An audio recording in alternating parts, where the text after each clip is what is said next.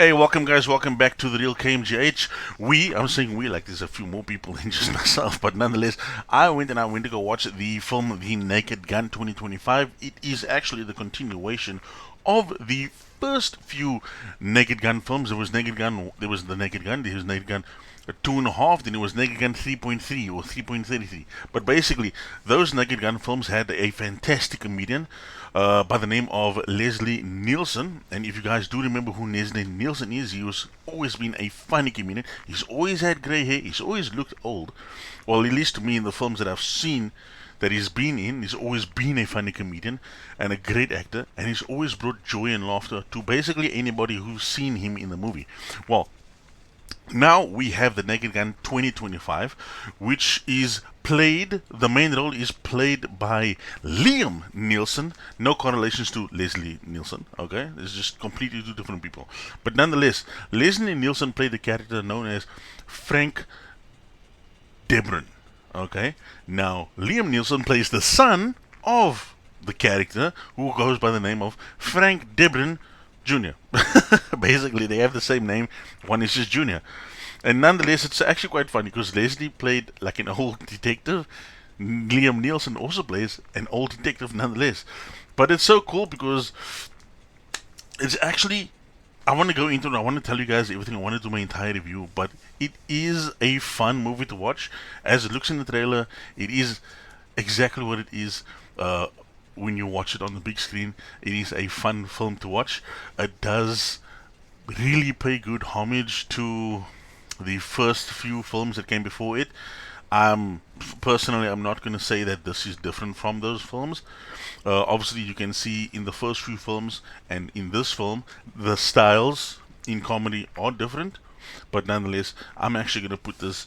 If I had a box set, I would actually put this 2025 film of The Naked Gun in the same box set. But nonetheless, let's go into the review of The Naked Gun 2025. Okay, so the Naked Gun films are iconic. Naked Guns with Leslie Nielsen, who I just mentioned, RIP to the funniest person in his generation and always brought laughter in my life in every film that I've watched and been in. Now we have The Naked Gun 2025, played by Liam Nielsen, who plays Frank Debron Jr., the son of Frank Debron, Detective Lieutenant, blah blah blah blah blah. To be honest, when I watched the trailer of the film, this is true. I was skeptic about it. Uh, in, I was skeptic about it because the studios and the writers these days they always seem to fail and destroy the films and franchises that came before it with a reboot. Okay, and they didn't do this with this film, to be honest. Okay, but thankfully I was wrong about this film. Instead, they did the opposite with this film. They actually it was kind of like you would say that this would be a reboot. They did well. This film is freaking good. Okay? Moving on. For those of you who don't know what The Naked Gun is, well, to cut the long story short, it's the same as watching a scary movie or the comedy film Scary Movie, the spoof film which spoofs on other films. Okay? But The Naked Gun doesn't make fun of other films. All the jokes are original and funny, which is something that we don't get a lot these days in many comedy films, to be honest. The Naked Gun is a cop film. It's all about solving the case. It's all about solving a case. Could be a murder case, could be a theft case, nonetheless, okay? But the most important things about the case is not the case itself. Don't focus on the case. Instead, focus on the journey that the detective takes in solving the case and all the funny crap that happens to him and to everybody else while they are trying to solve the mystery. There are plenty of jokes in the film and I laughed for many of them. I like the fact that this film has good jokes, okay? Because all the comedy films we've been getting in, like I mentioned earlier, is not funny at all. For example, Happy Gilmore 2. If you if you watch Happy Gilmore 2, you're not going to find funny jokes. Pulling down your pants and sticking your butt against the window, sticking it out the door, it's not funny. It's just like, you know. But like, who's driving the van while all five people sticking their butts out the window, like who's driving the van, is quite a fun one. I have to admit about that one. Okay, but nonetheless, this is a funny film and good for the family to watch together, and just to have some nice laughs and have a good family time, some wonderful memories. Okay, so that's basically much I'm going to say about the film. And now I want to go into the spoilers of this film called The Naked Gun. Okay? This is going to be like super, super fast, guys. At the beginning of the film, you see a scene. I think this is actually one of the jokes. You actually do find this in the trailer. At the beginning of the film, you see the scene from the trailer where Frank Jr. is stopping a bank robbery, and that was the most dumb, funny scenes I've ever watched. Okay? Because he's disguised as a Girl Scout, and he's the size of a girl, which is so strange. The CGI was good. They did really well. I don't think it was much CGI used in that point. It was just camera angles, and it was done really well. But there is a point where Liam Neeson picks up a robber, right? He picks the dude up, and the dude becomes a dummy, basically, right? And all the robbers have, like, they got machine guns on them, right? Like M8s.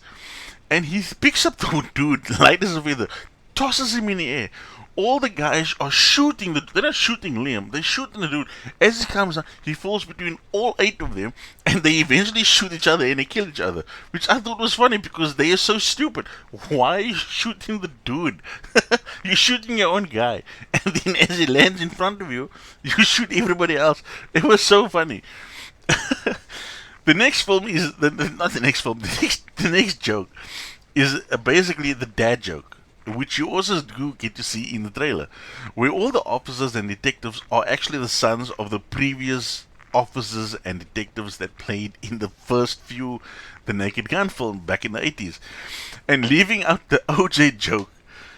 Just not talking about it was good because there was one officer, like OJ was in the first few films back in the 80s, and everybody does know. Doesn't matter where you are around the world, if you search up OJ, you're basically going to find out that OJ was involved in a murder case and he was on the run, blah blah blah, really dramatic. So there's a part where one of the officers kneels down and all the officers are talking to the dads, they're talking to the pictures of the dads in the police station, and Liam Neeson does that. It's Leslie's picture and Liam Neeson's like, "Dad, I just wanted." He's talking to Leslie. Now there's a African American officer, and he kneels down, and he's looking at his picture of OJ, and he just looks at the camera and is like, and he goes off, which is funny because, like, man, it's funny because we all understand why you're not really going to talk about it. Not going to give OJ that much of a explanation or even talk to the character because of what actually happened in real life. So that's actually quite funny, and I'm just going to mention it. It seems that what OJ did in real life, or the case that was on him in real life, has tarnished every single role he's ever played in any movie, and even tarnished his sports career in real life. So, man, whenever you see OJ, everybody is reminded of the murder case. Nobody's reminded of the fact that the guy was an actor and was a great athlete. Yeah, but I guess that's what happens in real life, eh? Can't really say much about that. Moving on. Pamela Anderson.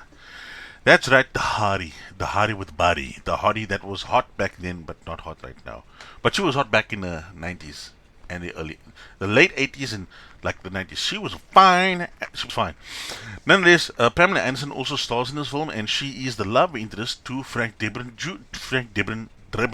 Jr. And Liam Neeson and Pamela Anderson are actually dating in real life. I actually found that out today. I looked it up. Yeah, Liam Neeson is apparently 73, and Pamela Anderson is 58. So if you look at that, she's 58. Okay, then you get 68. That's 10 years. Then you get 73. Like, he's 15 years older than her. Where'd it go, Liam? Where'd it go? You're back to teenager. Oh, dear. I say that. Anyway, so the two characters fall in love and go away on holiday or something and just enjoy each other's presence and company, okay? There's a funny scene that happens. They start to throw in sexual jokes because they like all together on their own. She came to him with a murder case, and he needs to solve it, but yet they've developed a love interest. And they start having, intercourse with each other. It becomes sexual, and or there's a giant snowman involved, and he is a snowman, and he enjoys what's happening. He's a snowman, a real snowman, and it comes to the point where the two humans, Liam and Pamela, are enjoying each other and kind of like shove the snowman aside. And the snowman gets super, super jealous. And that's where it gets weird. The snowman tries to kill both of them. The snowman actually tries to kill Liam Nielsen because he wants to be with Pamela. It is so weird. Um, like, I understood the whole sexual joke in a sense, right? I understood that. But the snowman trying to kill everybody, that one, it was just, it pulled me out of the joke. I was like, what? Because now everybody's running for their life, and the two of them are running, and Snowman tries to kill Liam, but nonetheless, Pamela Anderson chops the head of the snowman melts, and the two of them go back to the sexual joke, which is it's just the two of them now for real, no snowman, which is still totally weird, but nonetheless, that joke ends. Now, I don't want to spoil all the jokes for you guys, okay? I'm gonna come to the last joke. The last joke is the fact that at the end of the film, Liam or Frank Drebin meets up with the villain, the boss, the main boss, okay, of the film, and the two of them are about to fight, and the two of them come close to each other, like about to punch each other, right? And the main villain throws a swing, Frank dodges, and then whacks him in the stomach with a massive hit, and the boss is like. Well, he's never been in an actual fight.